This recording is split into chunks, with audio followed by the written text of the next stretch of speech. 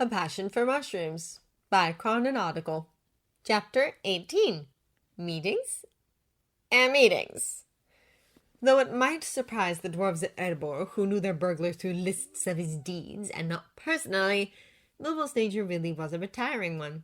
He had no desire to do great things or make a mark upon the world. Mostly he wanted to grow his mushrooms, read the whole of Edinburgh's library, and perhaps contribute a few of his own little scribblings in the form of a memoir to that great collection. However, when one's dear friend was a king under enormous amounts of pressure, one was occasionally required to put oneself forward. So it came to pass that Bilbo finally started attending the regular meetings of the Council of Lords in Edinburgh, which Balin had been troubling him to join since Thorin first granted him the mushroom mine. This was a small governing body made up of the 21 landed nobles within the mountain, meant to advise the king and enact his law. Theoretically, landowners within the mountain were responsible for governing their own mines and seeing to it that the king's decrees were carried out in their areas of responsibility. In exchange for this service, the king took their advice most seriously. Of course, Bilbo's land was an acre of mushrooms, and even he didn't live there. Since no law-breaking could possibly go on in one small cave chamber, Bilbo mostly figured he didn't have to waste time at the long weekly meetings of the lords. He had been right to avoid the chore.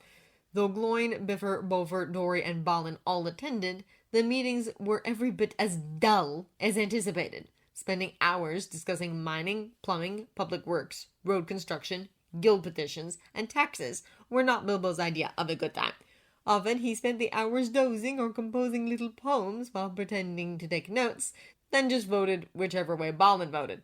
This seemed to work well enough for the most part, and he was occasionally glad of the effort, if only to have one more voice opposing Doran's ridiculousness. For Doran, son of Thorin, often brought matters to the small body of lords that were not about civic improvements or trade. His proposals were that the lords petition the king to forbid men of Dale and other folk from entering the mountain, that they resolve for Tauriel in particular to be exiled, and a lot of rubbish about the standing army. Bilbo spoke infrequently, but he had a lot to say after Doran gave one of his rants about elves. Soon he was Tauriel's staunchest supporter in the mountain aside from Keeley, though he hardly knew the last at all. Still, he wasn't going to stand by and let people make awful remarks about knife ears. For one thing, a hobbit's ears were also a little more leaf-shaped than the average dwarf's. More importantly, Tauriel was a hero of the great battle, and she deserved to be in Erebor as much as anyone else. By killing Bolg, she had not only saved Keely's life, she'd helped the dwarves win back their mountain. It seemed fair to Bilbo that she be allowed to call it home as well. Thorin, of course, only grunted as Bilbo recounted these arguments at the breakfast table. His mood had very briefly softened when Bilbo started joining the Council of Lords. The king had even deigned to remark that it was a lot of responsibility and that Bilbo was good to take it on. At first, Bilbo found this sentiment highly encouraging. Unfortunately, he soon realized that Thorin agreed with Thorin more often than not when it came to Tauriel, and Bilbo's strident defense of her only seemed to make Thorin more cantankerous. Indeed, as the summer went on, the king's irascible mood became downright disagreeable. Though he continued to have breakfast with Bilbo, he often said things that would have made Doran crow with approval. It seemed to me more than simply not liking Tauriel, or not thinking she was the one love of Keely's young life. Rather, she was an easy target for the king to grumble about, so it seemed Bilbo could either spend his morning arguing about crude remarks, or babbling to fill silence while Thorin sat brooding.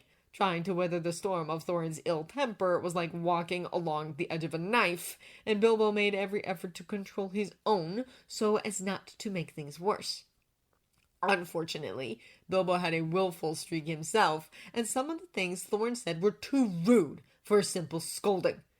Matters came to a head one day when Bilbo brought Leah back to his apartment for tea. Usually they took their meals in the guild hall, as it was closer to the mine and the kitchens were larger, giving Leah more space to practice. On this occasion, however, Bilbo had been telling her of the wonders that a little sumac could do for a salad dressing, only to discover that there was none to be had in the culinary guild's cabinets. That would not do at all, so they had gone together to his own properly maintained spice rack. Or they had intended to. Certainly the guards made no quarrel about a guest of Bilbo's entering the royal wing with him, but when they happened to cross the king in the hallway, he threw an absolute fit. Railing on about security, privacy, trust, and gullibility, Thorne insisted that Leah leave the area at once. Leah flinched awkwardly under the verbal assault. That had been too much for Bilbo to bear. "Stop right there!" he cried, poking the king in his massive chest with an angry finger of his own. "You have been in a dreadful mood for weeks, but you will not take it out upon Leah. She has done nothing to you. You do not even know her name." "How can I fail to know her name when you do nothing but talk about her?"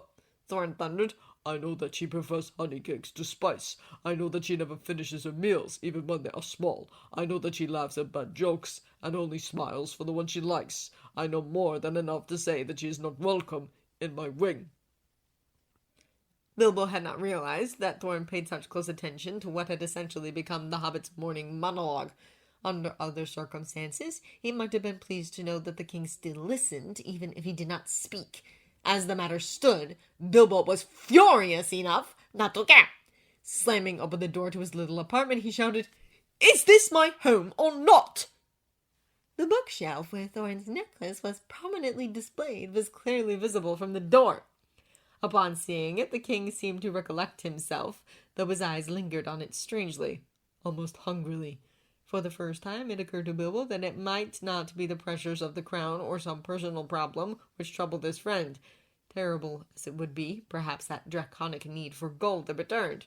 Snapping his eyes back to Bilbo's face, Thorne said quite calmly, "It is your home. You may, of course, have what visitors you like without concern for my opinion."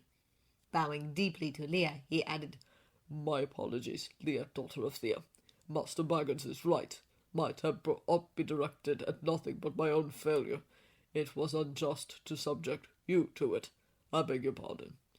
Since anything more than a nod from Thorne was a show of great humility, Leah naturally accepted this with a shocked stutter, but she eventually managed a very respectable, "Think nothing of it, your majesty. I am honored to meet you in person." "Excellent," Bilbo said. He was painfully curious about the king's reference to a personal failure. "Why not join us for tea, Thorne? Leah is going to make a lovely lemon oil salad dressing." Closing his eyes in something that looked almost like pain, Thorne said, "I would not intrude."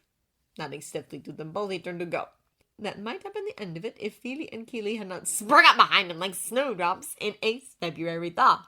Bilbo wondered if they had come running when they heard Thorne's shouts. He wondered if they knew something he did not about the king's troubles. "We'll intrude," Fili said. "Can we join you?" "I missed lunch entirely, Bilbo," Kili said. "Will you not take pity on me?" Smiling at them both, Bilbo made an elaborate bow, gesturing them into his small apartment. "My larder is your larder, so long as you promise not to blunt the knives." Laughing and taking their uncle by either arm, the princes pulled him along with them into Bilbo's rooms. 4 dwarves were just the number of guests Bilbo's cozy apartment could accommodate, provided Thorne sat in his armchair and Kili took the ottoman, but it was a cheerful enough gathering for tea. Leah was quite equal to the task of whipping up a few mushroom canapes under Bilbo's watchful eye, while he dressed some fresh summer melon in mint and wrapped it in prosciutto for a little tidbit. Naturally, they accompanied this with the intended salad, which was the whole point of taking tea in Bilbo's rooms, and several lovely pots of tea.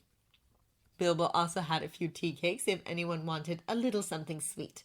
Leah was terrifically shy in front of the royalty, which was only to be expected after Thorne had been so horrid to her, but no one could fail to be charmed by Fili and Kili when they were pulling their double act. With juggling and jokes, the princes held court, and even Thorne wound up softening a little.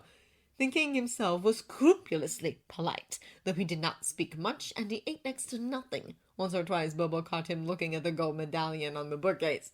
Though Thorne always looked away again quickly, this only served to compound Bilbo's worry. The hobbit took to offering him canapes and other tidbits directly, because that at least got a bit of food in him. Also, if Bilbo was honest with himself, he did it because of the way Thorne's lips would brush against his thumb, because of the way the king's eyes widened just a little when he tasted something nice, and because of the rich smell that came from his warm skin. However, Bilbo was still put out and worried by the earlier display, so mostly he didn't think about any of that. The important thing was that amends were made to Leah for the appalling way she'd been treated, and that everyone ate a very reasonable tea. It was only when the clock on the wall chimed 5 that Bilbo realized how long they'd been lingering. "But Leah and I have to go!" he exclaimed, startled. "You have to make tarts enough for the king's table tonight. We promised Mumba, and I shall not help you with the crust, you know. You need the practice."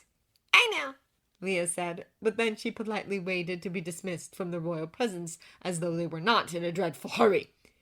In the end, the rushing was not necessary. Leah was very quick in the kitchen, though Bilbo did sneak a little and help her with the pastry, and they finished in plenty of time for dinner. Unfortunately, dinner still proved to be a bit of a disaster.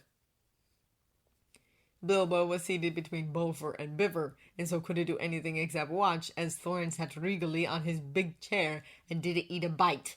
On the king's left, Dwalin, of course, would do nothing at all, but Bilbo had higher hopes of Lady Dis, seated to Thorin's right. Yet she also failed to make Thorin eat. Though she tried once or twice to engage the king in conversation, Thorin remained still and distracted throughout the meal. He sat in his great chair at the head table, surrounded by his friends and his people, but he was not present. It was only when dessert came out that the king seemed to notice the world around him. Looking down at the tarts as though he had never seen one before, he proceeded to eat 6 of them. Shoving one after the other into his mouth, he ate without pause. The act did not seem to give him any pleasure. Indeed, he still did not seem to show any emotion. Rather, he ate as though it was an unpleasant duty, which was not at all fair to Leah's tarts, for they were quite good.